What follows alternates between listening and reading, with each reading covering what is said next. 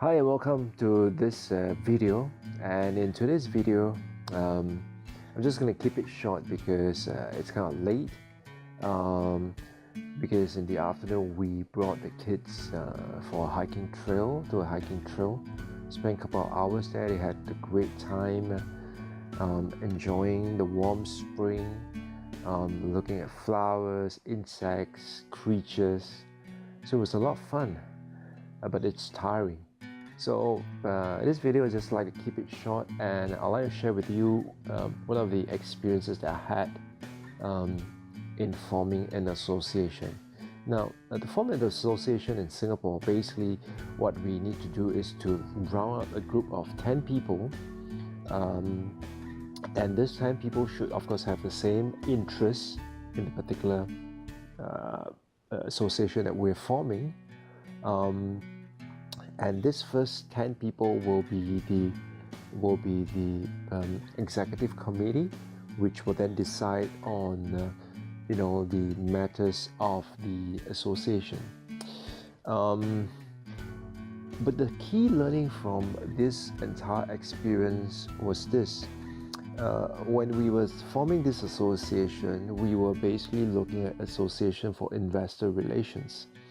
Now, at a point in time, investor relations was still at its infancy stage in 2001. People heard of what is public relations, but investor relation was still something very new. And so we wanted to establish an association because we wanted to round a group of people who have an interest and also who have expertise in this aspect. And so when we were looking at the list of people who to invite and who to talk to, it was surprising because at the end of the day, the list that we came out was very diverse. We have invited people who are, like, for example, lawyers, accountants, auditors, people from PR firms, individuals who are high net worth individuals who invest in stocks, for example, bankers, people from stock exchange. We kind of talked to a group of people, and of course some of them decided to come aboard, some of them didn't. Some of them, after they heard from our idea, decided to start another association on their own. So, but the key learning from this whole exercise was this. If you have an idea for a community that you want to develop, all right, so at a point in time, the idea was that, if you recall, in the last video I talked about running a conference on investor relations. So the key idea was to have this community of people whom we want to add value, provide value to.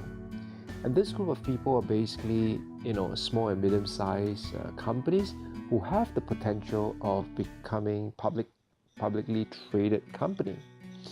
And so to kind of target this group, we want to set up an association which will benefit them.